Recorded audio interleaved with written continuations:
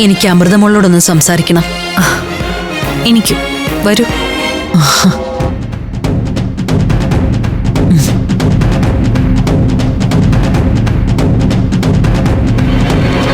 ഈ അമൃതേച്ചിക്ക് ഇത് എന്തിന്റെ കുറവാ? എത്രയായാലും പഠിക്കില്ല. ആ സ്ത്രീയെ ഇപ്പൊ വീടിനകത്ത് കയറ്റേണ്ട കാര്യം എന്തുവാ? മോളിനി അത് പറഞ്ഞ് വഴക്കിനൊന്നും നിൽക്കണ്ട. അമൃത മോൾ എന്തെങ്കിലും കണ്ടിട്ടുണ്ടാവും.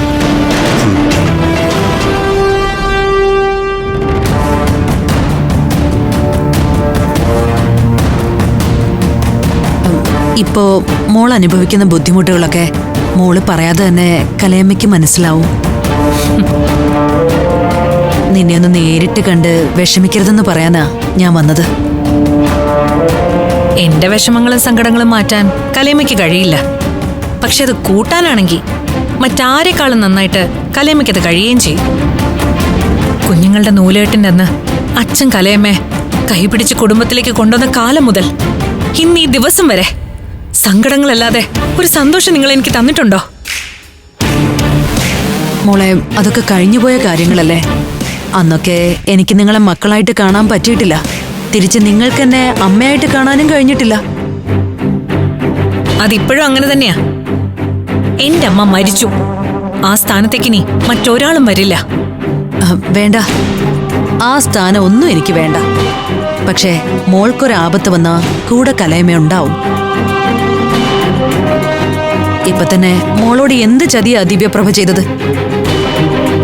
മോളുടെ കള്ള ഒപ്പിട്ടല്ലേ അവള് വ്യാജരേഖ തയ്യാറാക്കിയത്. ചതിച്ചത് ദിവ്യപ്രഭയാണോ അതോ കലയമ്മയാണോ? അല്ല, അതെന്താ മോൾ അങ്ങനെ പറഞ്ഞത്? ആ ഡോക്യുമെന്റിൽ ഉണ്ടായിരുന്നത് കള്ളയൊപ്പല്ല, ഞാനിട്ട ഒപ്പ് തന്നെയാ. നിങ്ങൾ എന്നെ പറ്റിച്ചൊപ്പിട്ട് വാങ്ങിച്ച കള്ളരേഖയത്.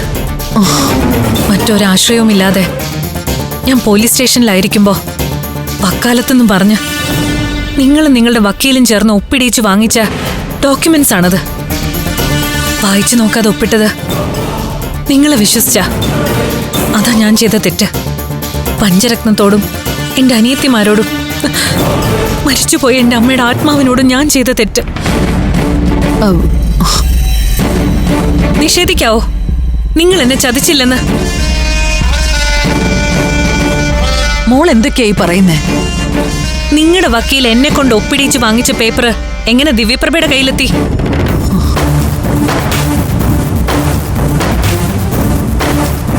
ഇപ്പൊ വിളിച്ച് അകത്ത് കയറ്റി ഇരുത്തിയത് സൽക്കരിക്കാനല്ല, ഇത് മുഖത്ത് നോക്കി ചോദിക്കാനാ. ഉത്തരം പറയാനുണ്ടോ? ഉണ്ട്. ഞാൻ അങ്ങനെ എന്ത് ചെയ്തിട്ടുണ്ടെങ്കിലും അത് നിന്നോടുള്ള ഇഷ്ടം കൊണ്ടാ. എന്റെ വീട്ടിലേക്ക് എന്റെ അനിയന്റെ ഭാര്യയായിട്ട് നീ വരണം എന്നുള്ള ആഗ്രഹം കൊണ്ട്. മഹീന്ദ്രൻ അത്രയ്ക്ക് സ്നേഹിക്കുന്നുണ്ട് നിന്നെ. എന്നെ മാത്രമല്ലല്ലോ, നാട് നീളെ പല ബന്ധങ്ങളുണ്ടല്ലോ അയാൾക്ക്. അവരെയൊക്കെ സ്നേഹിക്കല്ലേ. കള്ളും കഞ്ചാവും കണ്ടമാനം നടക്കുന്ന പെണ്ണുങ്ങളും കഴിഞ്ഞിട്ടല്ലേ ഉള്ളൂ ഞാൻ. ജീവിതകാലം മുഴുവൻ കെട്ടുതാലി അണിയാതെ ഇരിക്കേണ്ടി വന്നാലും ഒരാഭാസന് കെട്ടാൻ നീട്ടിത്തരില്ല എന്റെ കഴുത്ത് ഞാൻ. ഇത് അവസാന വാക്കണോ? എനിക്ക് ആദ്യം അവസാനമായിട്ട് ഒരു വാക്കേ ഉള്ളൂ. എന്നാ നീ എന്നെ ശരിക്കും അറിയാൻ പോകുന്നതേ ഉള്ളൂ. എന്റെ മഹേന്ദ്രൻ നിന്നെ ആശിച്ചിട്ടുണ്ടെങ്കിൽ നിന്നെ അവൻ തന്നെ കല്യാണം കഴിച്ചിരിക്കും. അതിനുവേണ്ടി തുനിഞ്ഞിറങ്ങും ഞാൻ.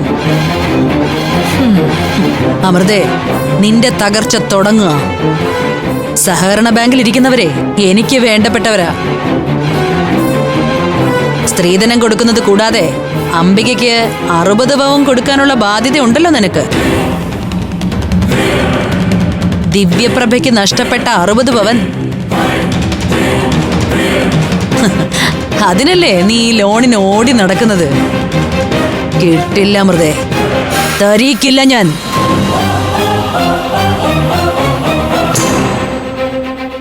തന്നില്ലെങ്കിൽ വേണ്ട.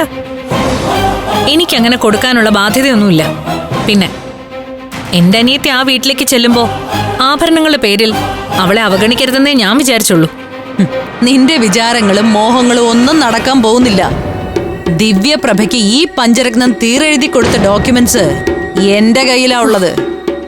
അതെന്റെ കയ്യിൽ ഉള്ളിടത്തോളം കാലം മഹീന്ദ്രന്റെ ഭാര്യയായിട്ട് നീ എന്റെ വീട്ടിൽ കെട്ടിക്കയറി വരേണ്ടി വരും. വരുത്തും ഞാൻ.